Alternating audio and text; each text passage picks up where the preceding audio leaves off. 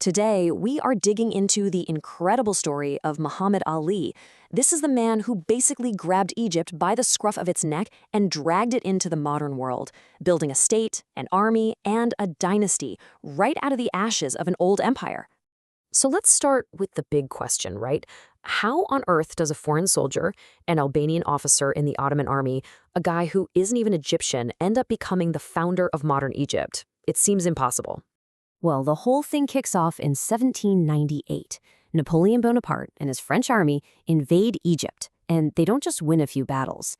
They completely shatter the old power structure that had been there for centuries. And when they're finally forced out, what they leave behind is just total chaos. And it's right in the middle of this chaos that our outsider Muhammad Ali makes his move.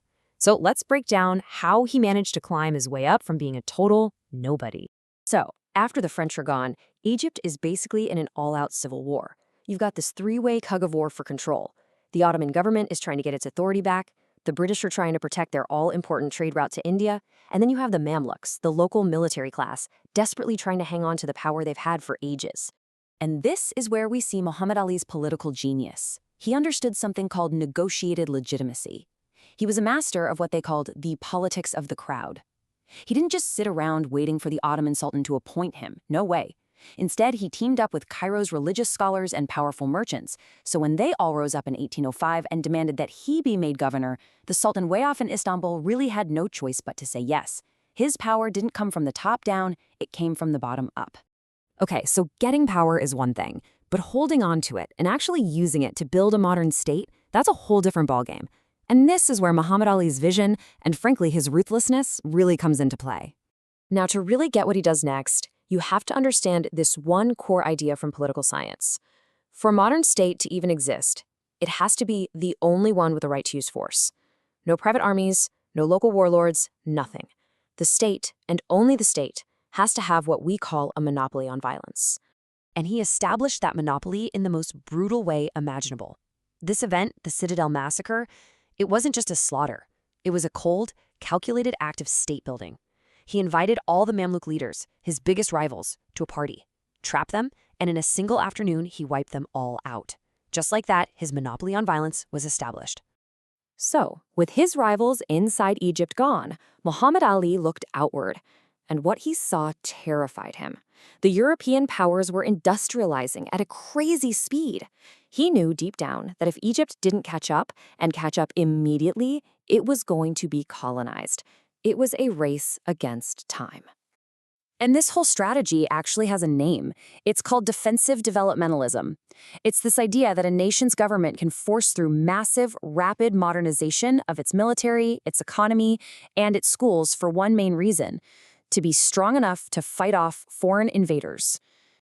And the whole project was like this incredible self-feeding engine. To get a modern army, you need modern guns. To get guns, you need factories. To run the factories, you need educated engineers. And to get engineers, you need schools. So he did it all.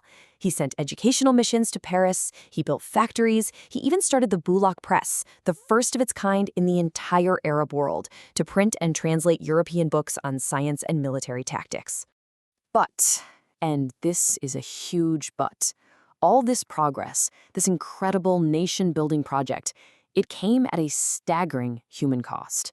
And that price was paid almost entirely by one group, the Egyptian peasantry, the fellahin.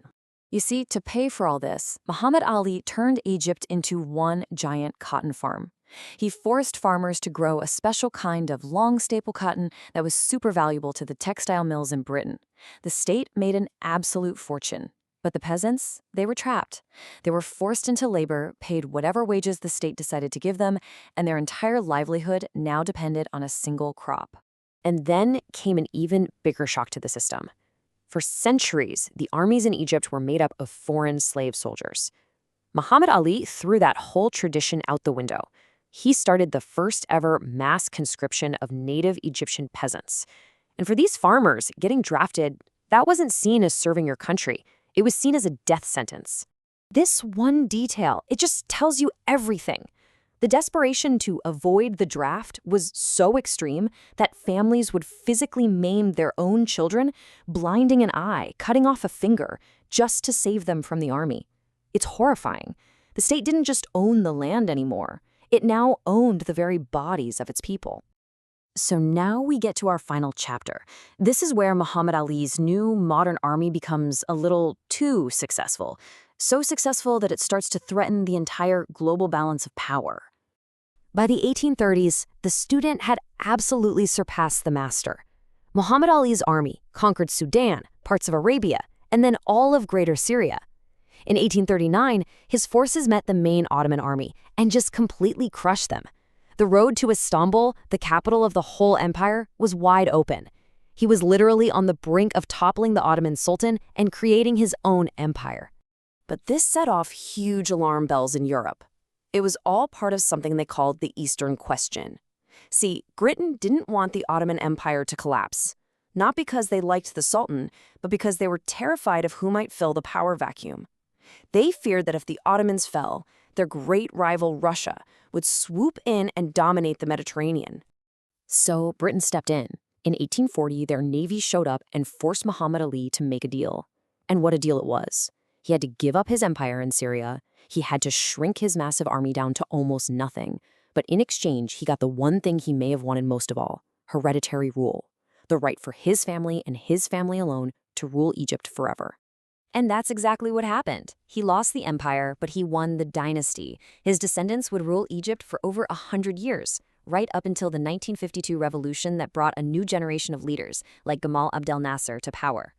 Which brings us back to our big, complicated question at the end of it all. Who was this guy? Was Muhammad Ali the father of modern Egypt, a visionary hero who saved his country from being carved up by Europe? Or was he really just another foreign conqueror, a brutal ruler who built his modern state on the suffering of the Egyptian people? The truth, as it so often is probably tangled up somewhere in the middle.